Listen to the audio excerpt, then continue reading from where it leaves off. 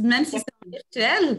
Alma Regragui, directrice fondatrice de l'agence de communication de SECOM, une agence qui opère dans le domaine du conseil, du marketing et de l'organisation d'événements corporatifs et culturels. Elle a aussi créé la plateforme médiatique Positiva Morocco, qui aborde donc des sujets qui auraient donc un impact positif sur la représentation des Marocains du Canada et du Maroc, toute activité confondue, et qui fait donc la promotion du savoir-faire culturel marocain. Donc, voilà, donc pour les présentations, je vous invite donc à rester avec nous, puisque bon, vers la fin donc, de ce webinaire, nous allons dévoiler le nom du gagnant du prix du concours d'art. Et sans plus tarder, je cède la parole à Selma. Merci beaucoup, merci Madame Dbar pour cette belle présentation. Madame Houdaz Mouri, Monsieur Abraham El Arar, Monsieur Moulay Hicham Mu'tadid, bonjour et merci d'avoir répondu favorablement à l'invitation et à la participation à cet échange organisé par l'AMDT, l'Association marocaine de Toronto, à l'occasion de la clôture du mois du patrimoine marocain au Canada, un mois de novembre proclamé officiellement par le maire de Toronto, John Tory. Une conférence débat telle qu'annoncée qui a pour thématique le patrimoine marocain au-delà des frontières. Mais avant de commencer cette conférence, je demande à nos panélistes et à notre audience de bien vouloir observer quelques instants de silence à la mémoire de Feu Mehdi Ziani, coprésident de l'association Mémoire et Dialogue. Monsieur Ziani fut un membre de la communauté marocaine du Canada, connu pour ses applications nobles et son travail sérieux et de qualité pour honorer son pays et sa communauté.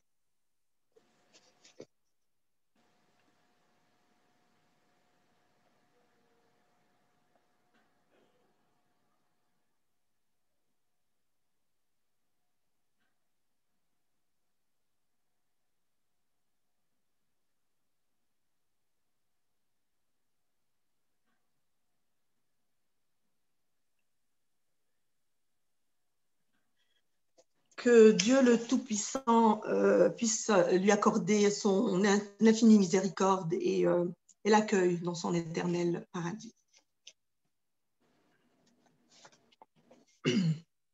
Le patrimoine historique culturel marocain, une richesse dont nous nous enorgueillons, que ce soit ce patrimoine qu'il soit sous sa forme matérielle ou immatérielle, il reste un héritage à conserver et à protéger. Symbole de tolérance et de vivre ensemble, ce patrimoine inspire au monde entier qui ne cesse d'essayer de comprendre le secret derrière cette harmonie qui règne entre les Marocains de toute confession, à savoir juive et marocaine et musulmane, pardon. Monsieur El Arar, je vais vous poser la première question. L'apport de la communauté juive séfarade est colossal quant à la promotion du patrimoine culturel juif marocain au Canada. Le message en toile de fond est toujours communicatif et met l'accent fièrement sur la tolérance et le vivre ensemble que le Maroc a toujours maintenu entre ses citoyens de toute confession. Monsieur El Arar, concrètement, quelles sont les actions menées par la communauté juive marocaine pour justement confirmer et assurer la pérennité de ce patrimoine culturel juif marocain au Canada?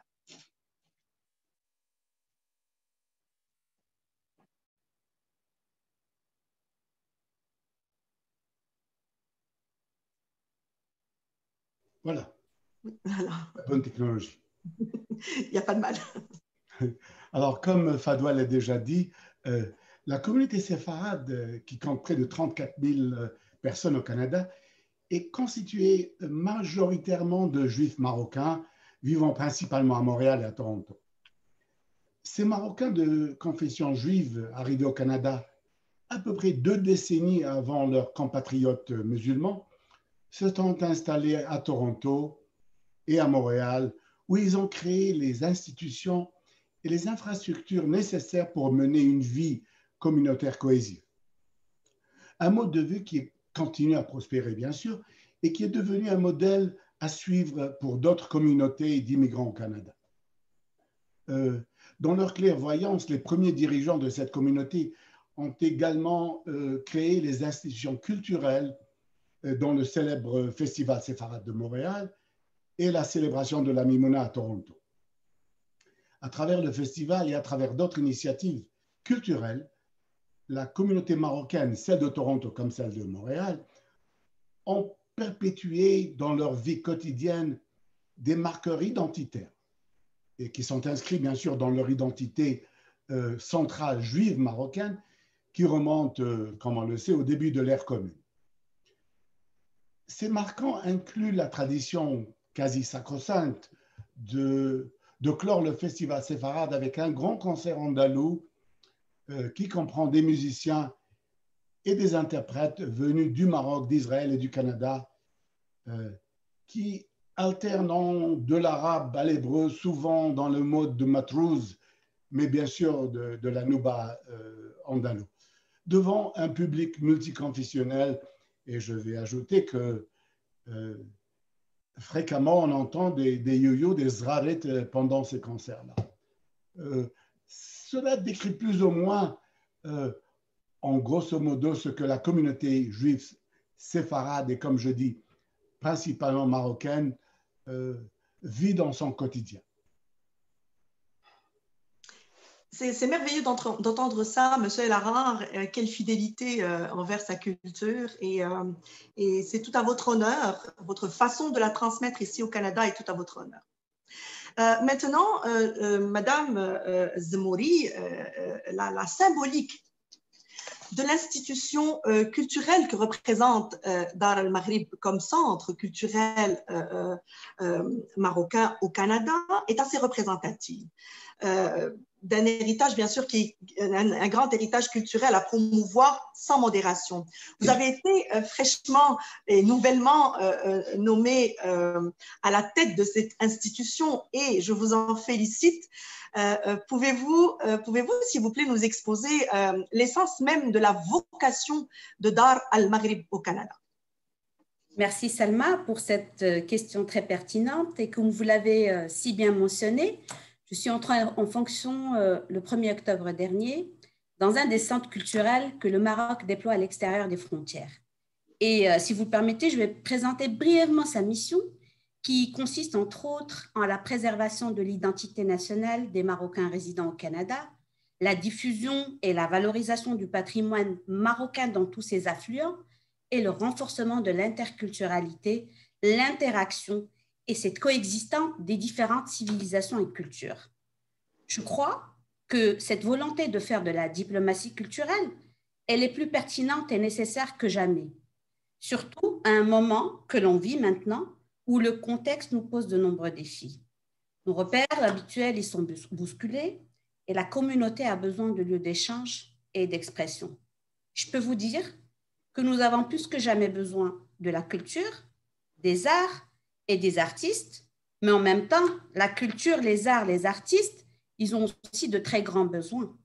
Bien entendu, nous devons adapter notre façon de travailler, notre offre de services, alors que la crise sanitaire dicte ses propres impératifs afin de rester proche de nos publics. Pour rappel, le Centre culturel marocain de Montréal, qui est une institution publique marocaine à vocation culturelle, se veut un outil qui répond à la lettre royale qui a été adressée lors de la conférence des ambassadeurs en août 2013 et qui invite notre diplomatie marocaine à être à la fois globale, intégrée, dynamique et anticipative. Sa mise en place et s'inscrit donc dans un programme global de création de centres culturels marocains à l'étranger, conformément aux autres directives de Sa Majesté le Roi Mohamed VI, que Dieu l'assiste, et sa volonté d'œuvrer sans cesse pour la consolidation des liens avec les Marocains résidant à l'étranger, à travers notamment une politique culturelle qui vise la promotion de la culture et des langues marocaines auprès des Marocains du monde, mais également du patrimoine que vous l'avez bien qualifiée, civilisationnelle et culturelle du Maroc pour en accroître le rayonnement auprès de la société d'accueil. Cette haute sollicitude a d'ailleurs été amplement illustrée lors de son inauguration en 2012 par son Altesse royale la princesse Lalla Hasna. Mais au-delà de son rôle important de fenêtre et de passerelle culturelle, je dirais que le centre assume une grande responsabilité. D'abord, une responsabilité dans la pérennisation du passé et l'ouverture sur le futur, pour mieux révéler un Maroc en mouvement, un Maroc fort de son modèle démocratique et de son positionnement international qui est forgé dans sa tradition d'équilibre stratégique. Un Maroc dont l'histoire et la civilisation se transmettent depuis des siècles. Cette ouverture sur la modernité et se confirme chaque jour sous la vision éclairée de Sa Majesté, qui a érigé, comme je l'ai déjà mentionné, le domaine culturel en priorité nationale et en tant que vecteur de l'identité plurielle du royaume. Ces valeurs illustrent là toute la force de l'identité marocaine, portée par des racines millénaires, historiques, et dans les Marocains résidant à l'étranger sont les fiers ambassadeurs. C'est dans le cadre de cette politique dynamique portée par notre souverain, plaçant la culture au cœur de la stratégie de développement du royaume, que s'inscrit l'action de ce centre et qui consiste principalement à élaborer une offre culturelle en faveur des Marocains du Canada afin de renforcer et de consolider leurs liens avec le Maroc tout en consacrant les principes qui sont essentiels pour nous, à savoir la cohésion sociale, la tolérance et la diversité. Je vous remercie, Madame Zmouri, pour nous avoir éclairé sur la vocation même de Dar el-Maghrib, un joyau architectural en plein cœur. Oui, effectivement, et comme on l'a toujours senti, Dar el-Maghrib a des portes qui sont ouvertes à exactement, toute la communauté marocaine.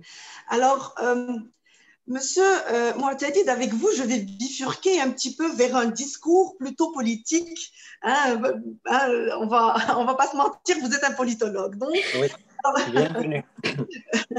Donc, je voulais vous demander si vous pensiez qu'il existait, et là, je pèse mes mots, s'il existait une hégémonie culturelle, historique, qui jouit d'une reconnaissance mondiale comme le Maroc, et si votre réponse est positive, quels en sont les aspects? D'abord, je vous remercie de m'avoir invité à prendre part à ce panel avec Madame Zmouri et Monsieur El Arar.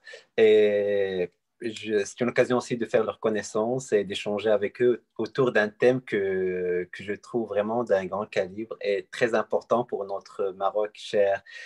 Donc, concernant votre question par rapport à l'hégémonie culturelle, c'est-à-dire on peut qu'être fier de cette hégémonie sur la scène internationale, sur la scène régionale et aussi continentale. Bien évidemment, cette hégémonie, on peut la distinguer au niveau, c'est-à-dire si on fait une analyse d'un point de vue société ou d'un point de vue nation, parce que cette hégémonie se trouve à l'intérieur de la composition sociétale en fait du royaume, mais aussi au niveau de l'esprit en fait de la nation en tant que telle. C'est cet esprit-là qu'on essaie vraiment c'est-à-dire d'expatrier ou de partager avec le reste de l'humanité. Mais la force du Maroc, c'est qu'il a en fait deux vitesses. La vitesse de la société en fait où se trouve la source de cette, c'est-à-dire hégémonie culturelle, mais aussi sa force en fait de transmettre et de partager cette hégémonie avec le reste de l'humanité. Et je pense qu'à travers l'intervention de M. El Arar et Mme Houda Zmouri témoigne en fait cette mission en fait de partager cet héritage culturel, que ce soit avec notre pays d'accueil, à savoir le Canada, ou même, et j'en suis sûr que d'autres le font un peu partout à travers le monde. Effectivement. Et de là, je vais revenir à M. El Arar pour qu'il nous expose un petit peu. Alors, en 2011, peut-être, c'est ça, en 2011, l'association Mémoire et Dialogue fut créée avec un objectif, et cet objectif est des plus louables, celui de créer un pont entre juifs et musulmans au Canada et plus particulièrement au Québec. De par votre expérience, Monsieur El Ahrar, qui est riche en organisation et participation à des événements, le moindre que l'on puisse les qualifier d'historiques, avez-vous senti que le Canada était foncièrement réceptif au discours interculturel juif marocain, pacifiste et rassembleur sous tous ses aspects? Bon, alors, je vais revenir à la première question, ma première réponse plutôt à la première question, qui était plutôt de vous donner un petit aperçu historique sur la communauté séfarade. Mais là, je voudrais parler un peu des outils que la communauté a développés. C'est des outils qui lui ont permis d'ériger des ponts non seulement entre elle et la société d'accueil ici au Canada, mais aussi entre elle et d'autres communautés d'immigrés, y compris de renforcer les ponts qu'elle avait érigés il y a plusieurs siècles entre elle et la communauté musulmane marocaine avec laquelle elle partage un patrimoine qui va au-delà des langues communes. Ainsi, alors que près de 20 ans séparent l'arrivée de ces deux composantes de la diaspora marocaine, les deux ont instinctivement coopéré l'une avec l'autre culturellement, intellectuellement et politiquement peu de temps après l'établissement de la communauté musulmane dans les années 70, plutôt dans le début des années 70. En ce sens, ces deux communautés ont simplement reproduit au Canada ce qu'elles ont vécu dans leur pays d'origine pendant 2000 ans. La cohabitation et le soutien mutuel qui sont, après une si longue convivence, profondément gravés dans la mémoire collective des deux communautés. Alors là, on revient au Canada. Preuve à l'appui de l'existence de cette mémoire partagée est le fait que ce sentiment de soutien mutuel et de convivence transcende les générations et s'exprime même par ces Marocains qui sont trop jeunes, probablement comme beaucoup parmi vous, pour avoir connu l'autre Marocain de l'autre foi comme religion. Cela, il en fait de bonne foi et en toute confiance en l'autre. Alors, il y avait déjà une synergie. Et j'espère que cela répond à une autre question qui aurait dû être posée, à savoir, comment se fait-il que ce lien avec le Maroc continue d'être exprimé et ressenti non seulement par les Juifs marocains qui ont quitté le Maroc, mais aussi par leurs descendants de la deuxième génération vivant au Canada, en Israël et en France, et un peu aux États-Unis.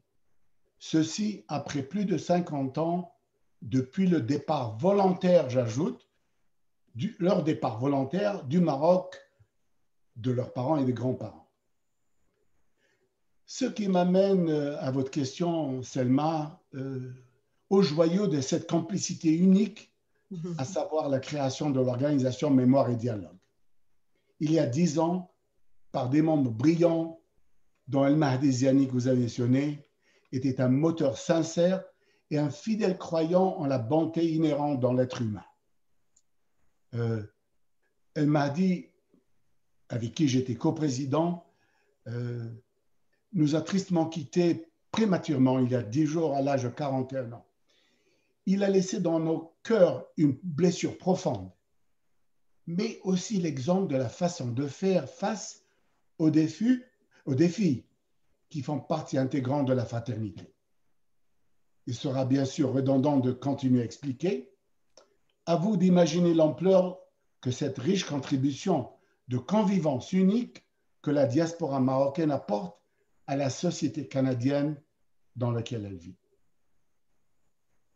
Tout à fait, Monsieur El Ahrar, et nous avons déjà été témoins de quelques événements que vous aviez organisés sous l'association Mémoire et Dialogue, et je peux vraiment en témoigner personnellement. C'est de la haute voltige, c'est de la haute voltige, et on vous remercie parce que la relève a besoin de ça.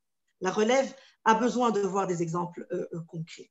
Je reviens vers vous, Madame Zemouri, si vous me le permettez, pour nous rapprocher un peu plus de la valeur. Maintenant, on va parler de la valeur ajoutée du centre culturel marocain Dar al-Maghrib dans l'ancrage de notre patrimoine culturel, matériel et immatériel, bien sûr, dans un pays comme le Canada, un melting pot culturel par excellence. Merci Slima. Et je voudrais souligner en premier lieu que Dar al-Maghrib a maintenant une histoire riche de plusieurs années d'efforts, avec une stratégie de travail cohérente et qui a amplement contribué au rayonnement de la culture marocaine en terre canadienne. Aujourd'hui, le centre se distingue sur la scène culturelle canadienne en tant que lieu empreint d'une originalité singulière, où il est possible chaque jour de découvrir le Maroc dans toute sa richesse et dans toute sa diversité, notamment grâce aux relations de partenariats privilégiés et aux riches échanges culturels maroco-canadiens qui sont promus par notre institution. Notre programme, qui se veut ambitieux, riche et diversifié, a permis de positionner ce centre comme un carrefour culturel de rencontres, d'échanges et de diverses expressions artistiques, aussi bien pour les Marocains du Canada que pour les autres communautés africaines et arabes, ainsi que les Canadiens de tout horizon qui peuvent y découvrir les richesses culturelles du Maroc dans un climat d'ouverture et de partage.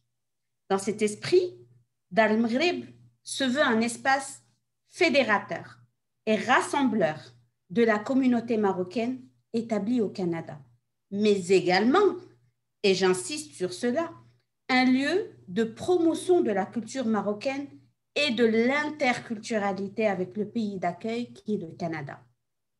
Un espace d'échange, un lieu d'ouverture et d'interaction entre le Maroc, les Marocains du Canada, toutes les autres communautés qui cohabitent dans ce pays, ainsi qu'avec le milieu socioculturel canadien. Et là, sur ce point, il me semble primordial de faire une distinction entre un centre communautaire et un centre culturel. Dar al-Maghrib est un centre culturel.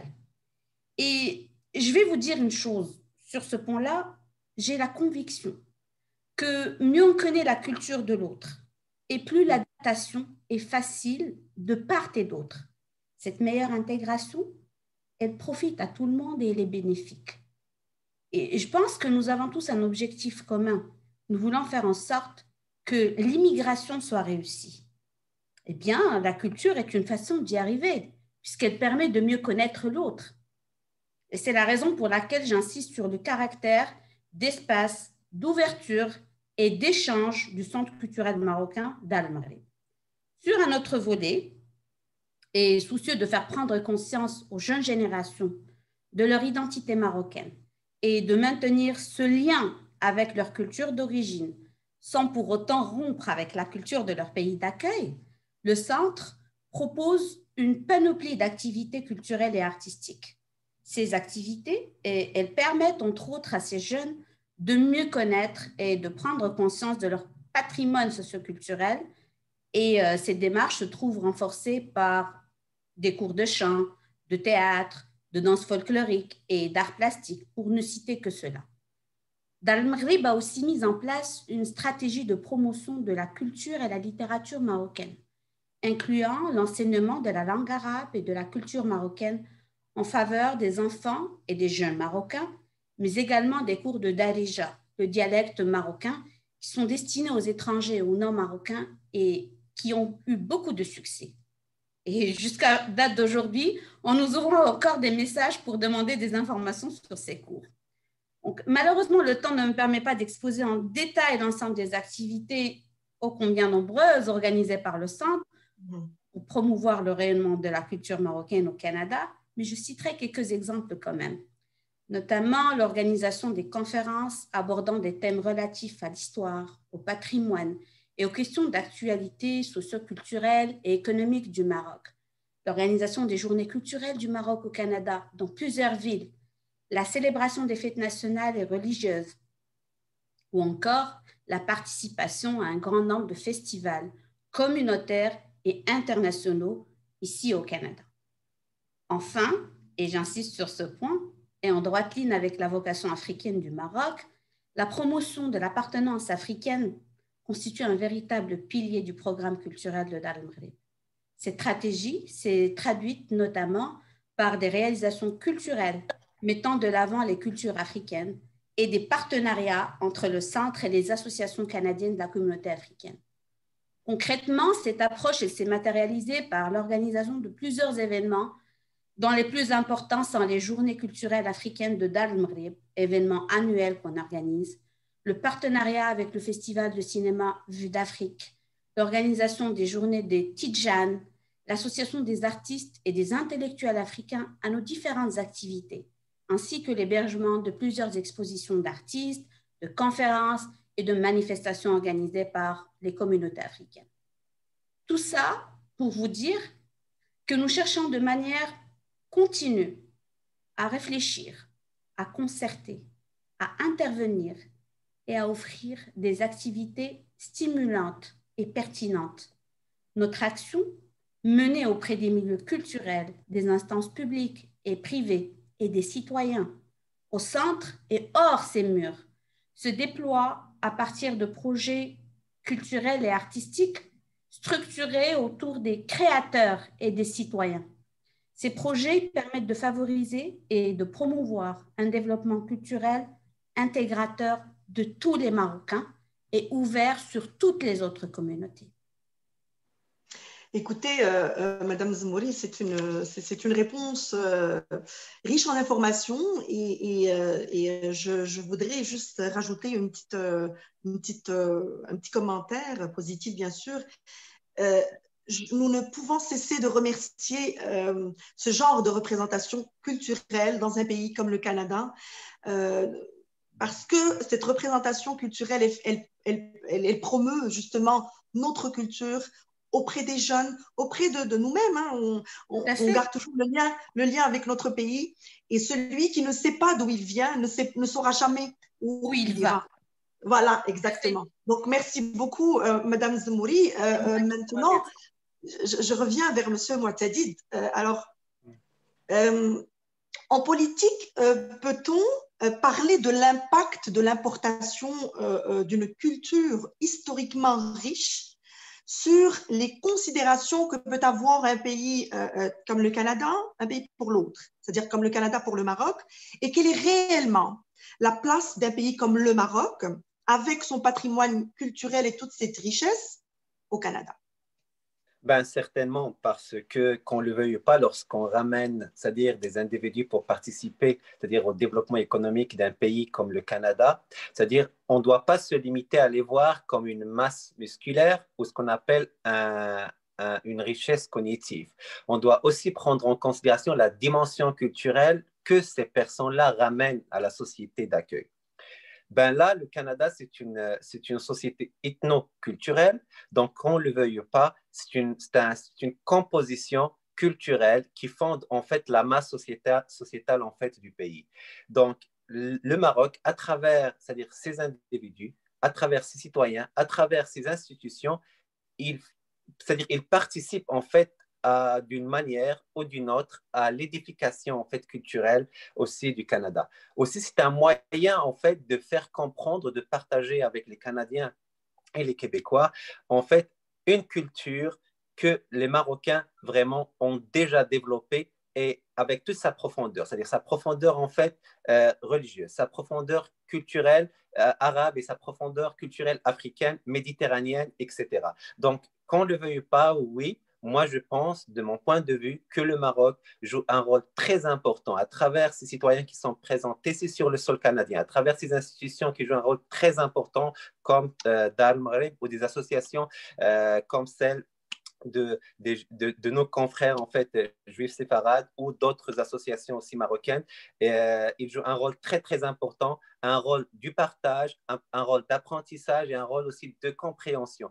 Et comme l'a mentionné Madame Hodaz Mouri, c'est-à-dire la culture est un pont intercivilisationnel qui nous aide vraiment à travailler ensemble dans le respect, évoluer dans le respect et aussi vraiment laisser un monde meilleur pour nos enfants d'avenir. Je vous remercie, Monsieur Mouatadid, et vous faites partie justement de cette jeunesse respectable, de cette jeunesse qui nous démontre tout simplement que oui, le Marocain de toute confession est une compétence à respecter et à écouter ici au Canada. Madame, messieurs, si vous n'avez rien à rajouter ou un commentaire ou quelque chose que vous voulez dire, on passera au remerciement. Est-ce que quelqu'un d'entre vous voudrait ajouter quelque chose?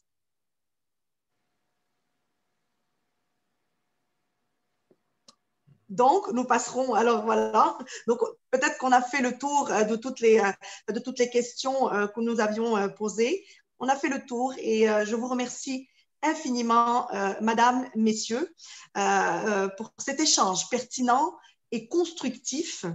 Merci à notre chère audience. Et maintenant, je vais revenir vers Madame de Bar pour la suite du déroulement de la clôture du mois du patrimoine marocain au Canada, organisé par la MDT, l'Association marocaine de Toronto, qui joue un rôle très, très, très important justement dans l'ancrage, justement dans la pérennité de cette culture marocaine au Canada.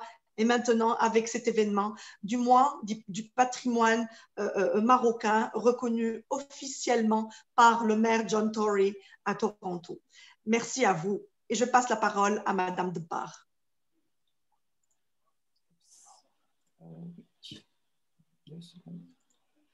Oui, merci Selma. À mon tour, je remercie donc nos panélistes pour cet excellent échange très instructif. Je remercie également Selma pour ton animation et toutes les personnes qui nous ont suivis.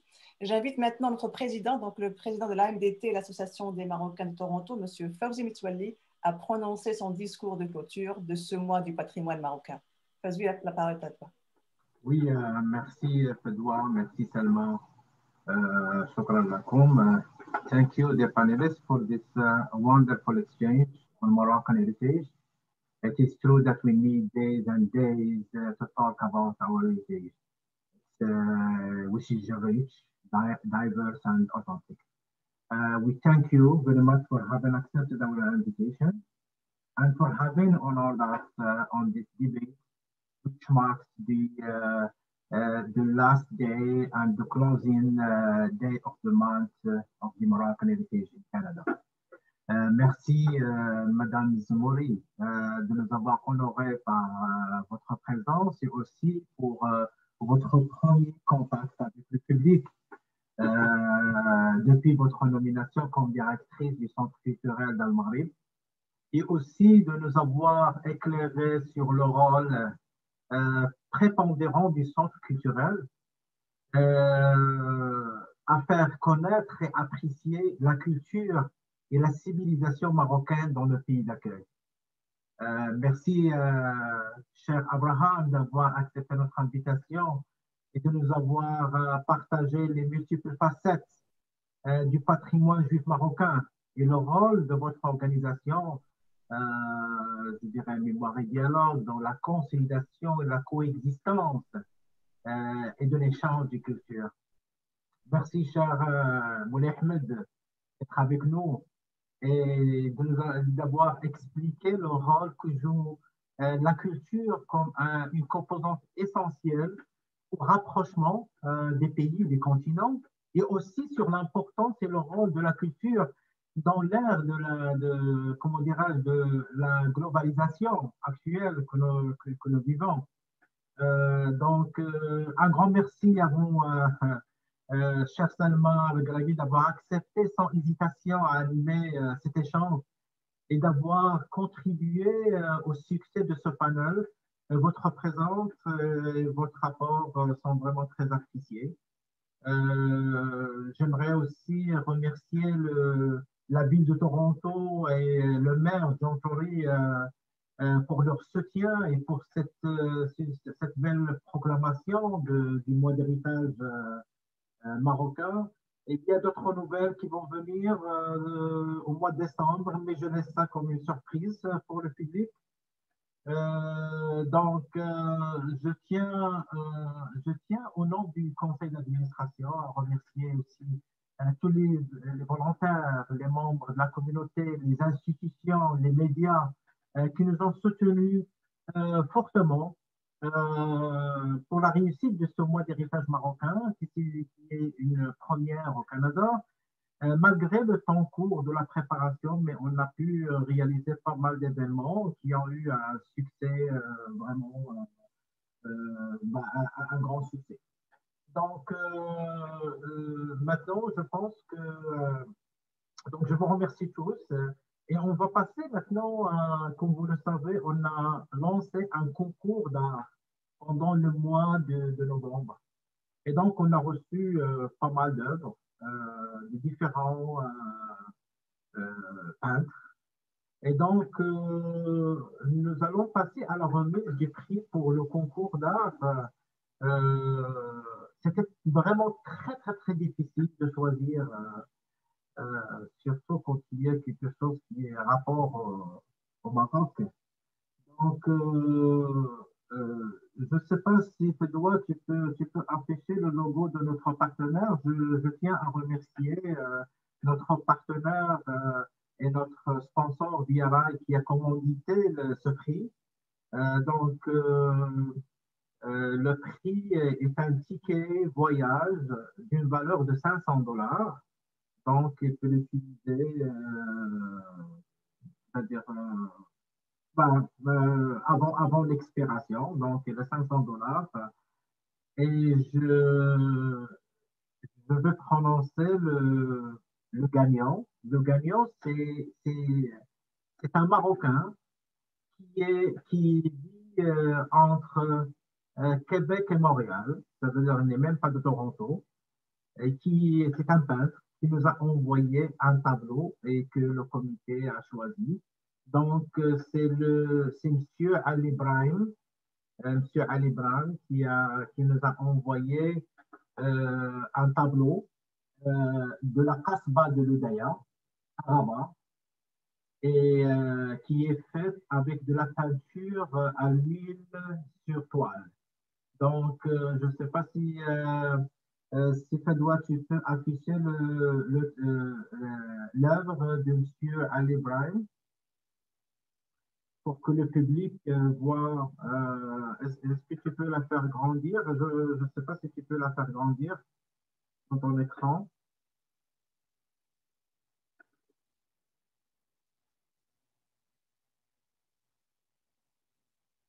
Donc, voilà, c'est ça l'œuvre de l'Udaya. Elle est vraiment une très belle œuvre. Et c'est-à-dire nous félicitons M. Ali Brahim pour ce beau tableau qu'on va afficher dans notre centre durant les mois à venir et que tout le monde peut voir cette œuvre vraiment magnifique. Alors, sur ce, je vous souhaite une très belle période de fête. Prenez soin de vous.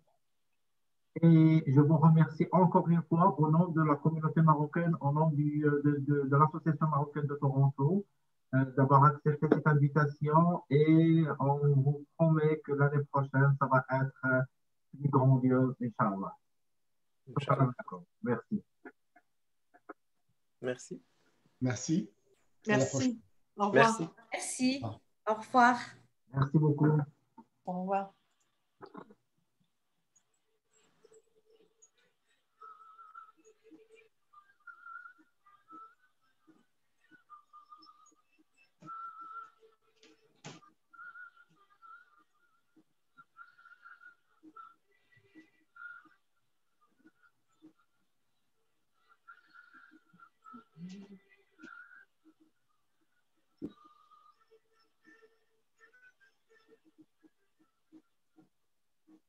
Alors, Selma, tu es partie ou tu es là?